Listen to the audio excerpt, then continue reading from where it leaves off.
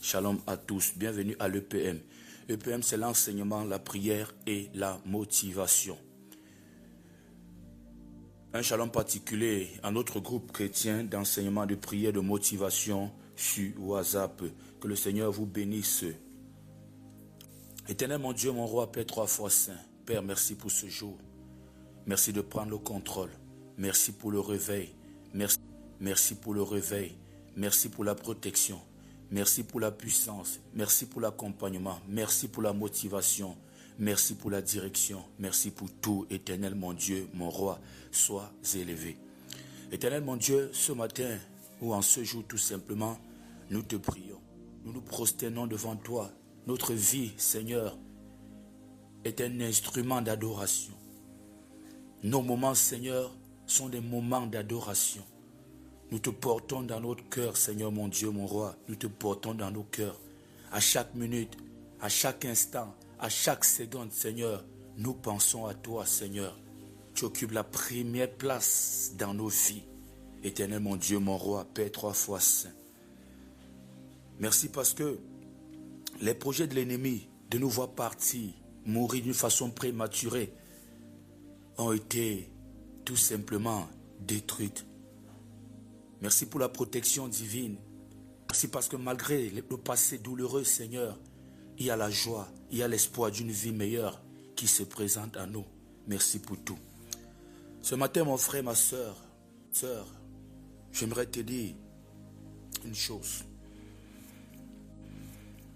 J'aimerais te donner, quelques conseils en ce qui concerne la prière, en ce qui concerne ta relation ou ta marche chrétienne, ce cheminement spirituel. Toi qui veux devenir la meilleure version de toi-même, l'homme ou la femme selon le cœur de Dieu. Toi qui veux grandir spirituellement, qui veux monter en dimension en ce qui concerne les choses spirituelles. J'ai quelques conseils pour toi. Je me suis rendu compte que le découragement, le manque de persévérance touche beaucoup les êtres humains, touche beaucoup le milieu chrétien. Certains me disent souvent, j'ai tellement prié, homme de Dieu, ça n'a rien donné. Je me suis découragé. En réalité, c'est parce qu'il prie pour quelque chose. Pour te dire vrai, on ne prie pas pour quelque chose. On prie une personne. On parle avec une personne qui est Dieu. On n'arrête pas de parler avec Dieu parce qu'on n'a pas eu le contrat qu'on a demandé hier. Tu n'auras pas tous les contrats de la terre, il faudra le savoir. Certains sont tellement égoïstes dans ce qu'ils font. Avec mes enseignements, il faut apprendre à grandir et éviter des larmes inutiles et des frustrations sans sens. Tu n'auras pas tous les concours d'un pays. Au Cameroun, par exemple, on va te dire on veut 1000 personnes. Mais plus de 50 000, 75 000 jeunes sont là, ils ont déposé les dossiers. Certains aussi prient comme toi ailleurs et ils veulent ce concours.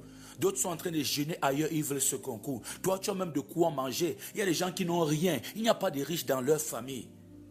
Dieu leur donnera ce concours. Peut-être aujourd'hui, il ne te donnera pas. Comme il peut te donner ailleurs, il ne donne pas aux autres.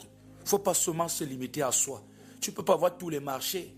Si par exemple, il y a un bâtiment à mettre en place, tu déposes, je ne sais pas, tu déposes au devis, plusieurs autres déposent. Dieu peut donner à ton prochain aujourd'hui. Il te donne demain. Il faut savoir qu'il y a des choses souvent que quand tu es dans la vie, quelqu'un d'autre a prié pour ça, mais Dieu n'a pas donné. Voilà pourquoi Dieu n'a pas donné. Voilà pourquoi laisse Dieu dans sa souveraineté. Voilà pourquoi on dit souvent tout ce que Dieu fait est bon. Tout ce que Dieu fait est bon quand c'est Dieu qui l'a fait. Parce que Dieu, ce n'est pas lui qui fait tout dans nos vies. Ce n'est pas lui qui te pousse à aller pécher pour dire après que ce qu'il a fait est bon. Dieu nous avertit souvent. Ne va pas à tel endroit, toi tu t'en vas. Le malheur arrive là-bas, tu dis tout ce que Dieu fait est bon. Non, ça c'est du blasphème. Apprenons à adorer le Seigneur. Tout ça c'est pour te dire, apprends à adorer le Seigneur. Ne regarde pas seulement à toi-même. Voilà pourquoi le grand commandement qu'il nous a donné, ou même un commandement de pulsion paysagère en le disant, c'est que aimez-vous les uns les autres. Aime ton prochain comme toi-même. C'était à nous. Nous regardons trop à nous, même dans nos prières. C'est le moi qui intervient. Des gens qui passent leur vie seulement à rendre grâce à Dieu. Seigneur, je te rends grâce pour ceci, je te rends grâce pour cela. J'aimerais te dire, les hommes spirituels adorent. Ils adorent plus. Parce que toi qui dis, je rends grâce au Seigneur pour telle chose, jour qu'il n'y aura pas, tu n'auras plus l'envie de rendre grâce à Dieu. Plusieurs sont dans la louange, peu sont dans l'adoration. Plusieurs sont dans les actions de grâce. Plusieurs sont là pour remercier le Seigneur pour ce qu'il a fait. Oui, on ne refuse pas de remercier le Seigneur. Mais il faut apprendre aussi à remercier Dieu, même quand tu supposes qu'il n'a rien fait. L'adoration, c'est mettre Dieu à sa place. L'adoration, c'est dire au Seigneur ce qu'il est. L'adoration, c'est la passion. C'est une autre dimension. Dans cette marche chrétienne, il faudra le savoir. Moi et rien que moi. Seigneur, je veux ceci. Seigneur, je veux cela. Seigneur, merci pour ce que tu m'as donné hier. Seigneur, merci, merci, merci, merci. Je peux faire ce pari avec toi en te disant que le constat est en main en milieu chrétien. Plusieurs ne savent pas adorer. Et tu peux compter de ce nombre-là, je suis sûr. Plusieurs ne savent pas adorer. Et surtout en prière. Quand c'est encore en chanson, en musique, oui, ils peuvent accompagner. Mais quand c'est en prière, il n'y a pas de mots.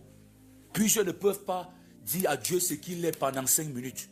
Mais ils sont capables de demander les choses, de prier pour la délivrance même pendant 4 jours. Seigneur, tu es grand, tu es créateur du ciel et de la terre. C'est terminé, il va dire que merci Seigneur pour la vie que tu me donnes. Merci pour ceci, cela. Il n'est même plus l'adoration en réalité.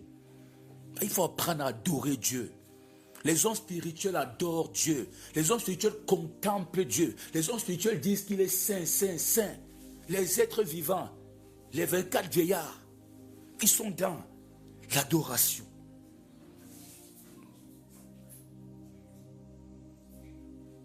Certains commencent même leur prière, oubliant de dire à Dieu ce qu'il est.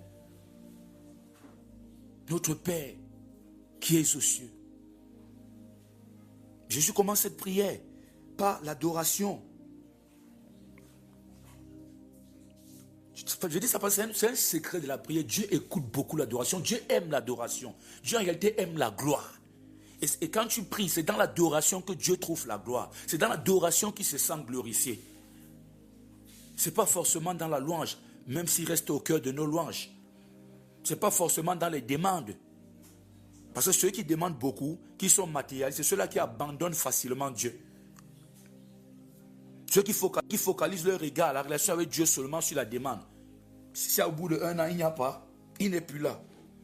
Ta relation avec Dieu, si c'est au niveau de la demande seulement, c'est que tu sais pas ce que tu es en train de chercher. Il faut apprendre à adorer le Seigneur. Va chercher ce que signifie adoration. Cherche l'adoration dans la Bible. Cherche des versets bibliques d'adoration. Suis l'exemple de ceux-là qui étaient des adorateurs dans la Bible. Et tu verras que tes prières prendront une autre tournure, un autre sens, une autre dimension. Voilà l'un des secrets qui vient te donner ce matin, l'adoration. Apprends à adorer Dieu. Apprends à laisser tes problèmes. Montre à Dieu, votre relation, ce n'est pas au niveau de résoudre tes problèmes. C'est-à-dire, quelqu'un qui n'adore pas Dieu ne peut pas supporter la tribulation. Il ne peut pas supporter les épreuves. Et ils ont supporté les tribulations. Paul et Silas chantaient dans cette prison. Enfermés, mais ils chantaient. Mais si c'est toi, tu vas murmurer, dire que mais comment ils sortent pour annoncer l'évangile? On m'enferme, oui Jésus, Seigneur. Ils adorent. Ça fait la force de l'église primitive. C'est-à-dire quand l'église démarrait, l'adoration était au cœur de leur marche. Paul a dit qu'il sait. Il sait rester.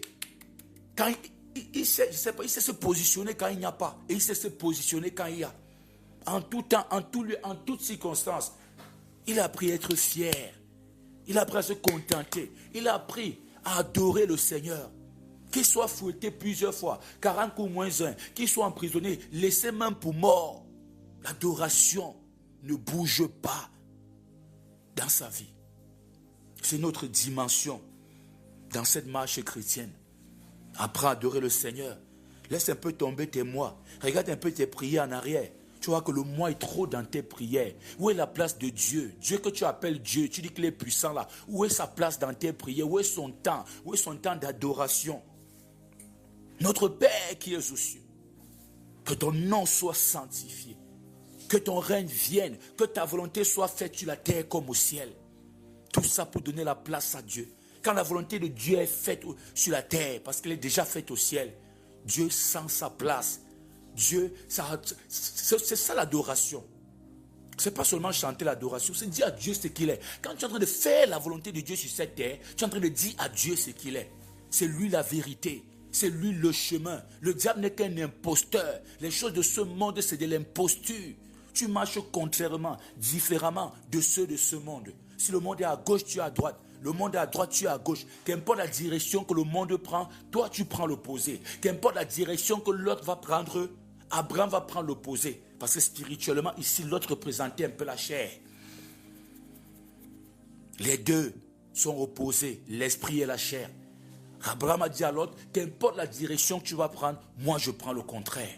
Allez, la chair a vu que là-bas il y avait des opportunités. La chair est partie par là-bas. L'esprit a pris son chemin. À la fin, c'est l'esprit qui suit Dieu qui finit toujours par gagner.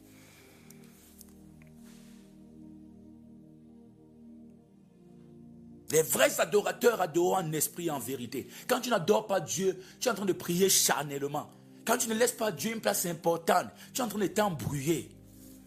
Tout ce que tu fais, c'est de la chair. Voilà pourquoi il y a beaucoup d'émotions dans les prières. Un autre secret encore ce matin, c'est le silence. C'est le silence. Et ça revient encore dans le sens de toujours enlever la gloire de Dieu. Nous enlevons trop la gloire de Dieu. Nous ne respectons même pas Dieu dans nos différentes prières, je vous assure. Quelqu'un qui ne laisse pas souvent le silence dans son temps de prière, qui ne laisse pas Dieu parler, n'est pas en train de respecter Dieu, n'est pas en train d'adorer Dieu. Quand on prie, c'est pour demander seulement des choses. On n'élève jamais Dieu. On ne proclame jamais sa supériorité. Et quand on finit tout ça, on n'a même pas laissé un temps de repos. La prière est un monologue, est un dialogue. La prière n'est pas un monologue.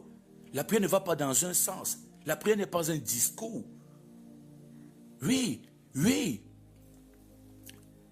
Il a fait des discours.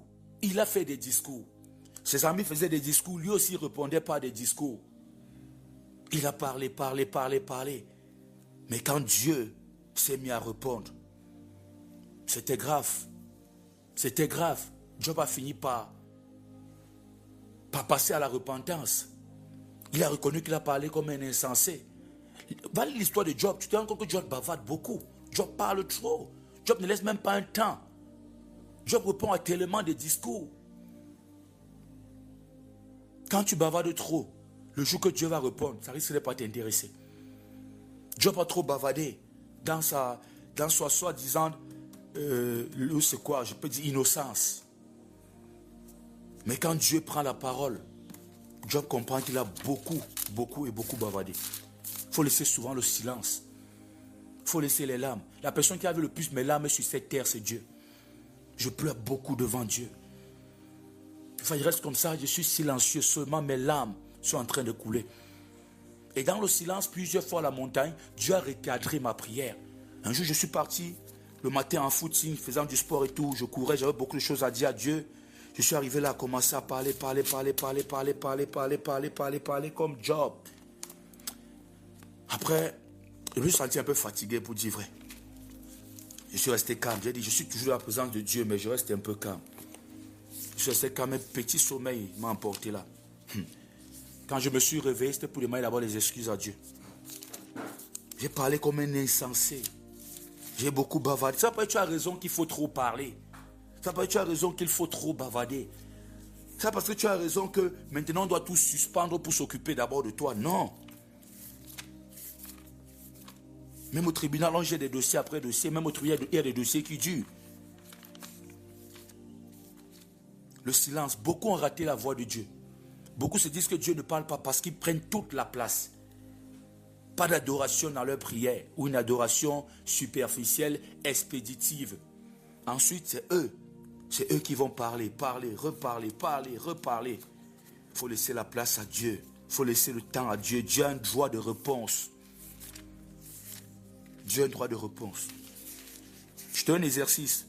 Va un peu lire ou méditer ces 40 jours de Moïse face à l'ange de Dieu ou à la montagne. Tu vas comprendre certaines choses dans le sens que je suis en train de dire. C'est pas parce qu'on est en train de te persécuter que tu dois trop bavarder. Dieu d'abord n'est même pas un bavard. Il faudra qu'on le sache. Et souvent dans ce calme-là, tu écoutes plus la voix de Dieu. Il faudra le savoir. Donc l'adoration doit reprendre sa place. Ou doit prendre même place. Et le silence également. Un autre conseil encore ce matin, et c'est le dernier, il y en a plusieurs. Ça, c'est pour ceux qui veulent grandir, qui veulent passer notre dimension, qui ont déjà tellement prié et qui ne comprennent pas pourquoi ils ne sont pas dans cette dimension. Je t'ai dit, l'adoration doit reprendre. Si tu es un être spirituel, plus tu grandis spirituellement, plus l'adoration commence à prendre toute la place dans tes prières. Dans nos prières, Dieu peut savoir si nous sommes charnels ou spirituels. Plusieurs font des prières charnelles, des prières limitées aux choses de la terre, aux demandes. Combien demandent à Dieu l'obéissance? Combien demande à Dieu la force sous le cœur, un cœur nouveau? Sous le cœur, un cœur nouveau. Non. On veut seulement les choses nouvelles. On veut les choses matérielles nouvelles. Le travail, le mariage. C'est important, ne refuse pas. Éternel mon Dieu, mon roi, Père 3 fois saint. Merci pour quelques conseils ce matin. Merci pour ta grâce, merci pour ta faveur, merci pour l'accompagnement. Merci parce que chaque jour, Seigneur, tu nous donnes des éléments. Des éléments, Seigneur. Des conseils. Des enseignements qui nous rapprochent de plus en plus de toi. Notre vie, c'est toi, Seigneur. Nous vivons pour toi. Nous sommes là pour t'adorer. Les vrais adorateurs adorent en esprit et en vérité. Merci, Seigneur, de remettre l'adoration au cœur de nos prières. C'est important. Je vais te lire un passage biblique avant d'arrêter pour le message de ce matin. Apocalypse chapitre 4, verset 10. Les 24 vieillards se prosternaient devant celui qui est assis sur le trône, et ils adorent celui qui vit au siècle des siècles, et ils jettent leur couronne devant le trône. Ils jettent leur couronne devant le trône, en disant, tu es digne, notre Seigneur et notre Dieu, de recevoir la gloire et l'honneur et la puissance, car tu as créé toutes choses, et c'est par ta volonté qu'elles existent et qu'elles ont été créées. Les choses ont été créées par la volonté de Dieu et doivent continuer la marche pour la volonté de Dieu. Ou selon la volonté de Dieu. Tu as été créé, toi, par la volonté de Dieu. Et ton cheminement, tu dois continuer en obéissant, en faisant sa volonté. Ces veillards se prosternent. Quand on se prosterne, c'est pour dire qu'on se rabaisse déjà face à celui qui est devant nous. Ce n'est pas pour rien qu'on parle des veillards. On parle des gens qui ont de l'expérience plus que toi, qui te dépassent en âge.